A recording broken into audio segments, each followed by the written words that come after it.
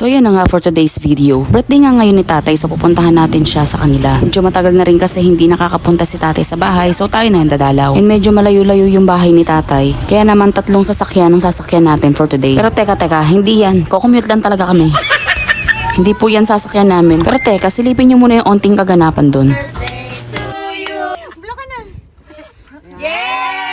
And so ayun na nga, medyo naiinitan yung mga sister ko kasi nga naman tarik na tarik yung araw nung umalis kami. So dyan, nag-decide muna kami na bumili muna ng cake. Para sa akin kasi kapag bumili ka ng cake, simbolo yun ng birthday o kaya na may okasyon. Pero syempre, dahil sa simpleng mamamayan lang kami, para sa simpleng cake din. So dedication cake nga yung nabili namin. So pagkatapos namin makuha yung cake, so sumakay na kami ng jeep. Share ko nga lang pala guys, naalala ko kasi nung mga bata pa kami, hindi talaga kami nakakatanggap ng cake. Kasi dati hindi kami nakakaranas na bilhan kami ng cake. Hindi rin namin naranasan na maghanda nung birthday namin. Bali nung nagkatrabaho na kami at nagkaasawa na, saka kami nakakabili na ng cake. Cake din ba kayo o katulad nyo rin ba kami? At nakarating na nga kami sa lugar ni tatay.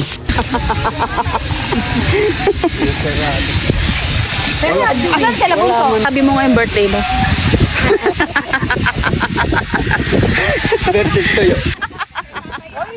Ganyan talaga kami kapag nagkikita-kita, tawanan lang, masaya. Minsan lang kasi nangyayari yung nagsasama-sama kami at nagsasalo-salo sa handaan. Yung totoo kasi kahit naman na walang handa, basta't andun yung presence namin at nadalo namin si tatay sa kanila. Medyo matagal-tagal din kasi na hindi namin napapasyalan si tatay. Kasi malayo nga yung bahay niya, tsaka busy kami sa mga trabaho namin at pag-aasikaso sa mga anak namin. Sayang nga lang kung buhay pa yung mama ko, mas masaya siya ngayon. Masaya siyang makikita yung mga kaganapan namin ngayon. Siya kasi yung #1 fan ni tatay. At siya rin kasi yung unang-unang natutuwa kapag may mga ganitong birthday na nangyayari. Alam mo yon, yung kahit konting handaan, basta salo-salo kaming lahat. Yung nakikita nyo yan, yung malawak na lupain na yan, sa kanila yan, hindi yan sa amin.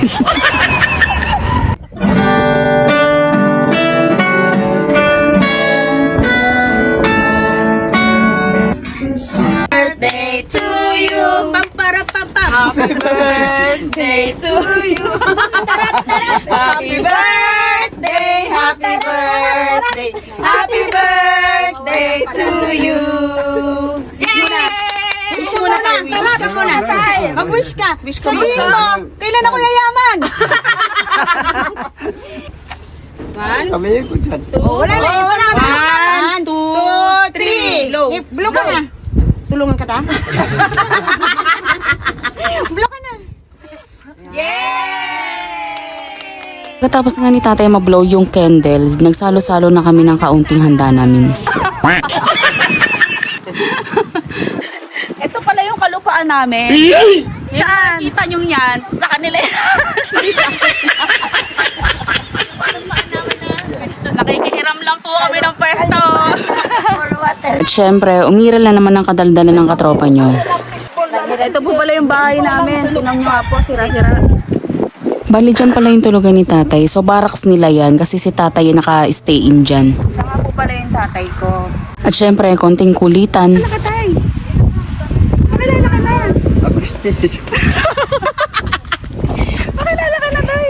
Ako po si Terso Basalhay. Ano ba? Birthday. Sa part na yan, gusto ko sanang iprank si tatay pero hindi kinakaya ng konsensya ko. Wow!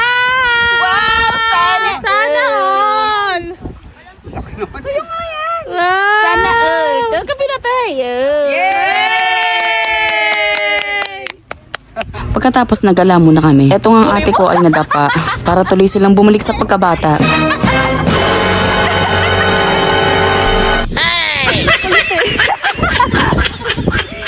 So ayun, uwian na naman, back to reality na naman tayo. Parang kulang ang isang araw ng pagstay namin doon. Napakabilis ng oras. Parang ayaw namin matapos yung araw. Nagkakasayahan pa nga kami kaso dumidilim na talaga. At hindi kami pwedeng magpagabi doon dahil may mga pasok pa kami kinabukasan. Sayang nga lang bitin kami sa oras. Kaso baka pag uwi namin, nasa labas na ng bahay yung mga gamit namin at wala na kami matitirhan.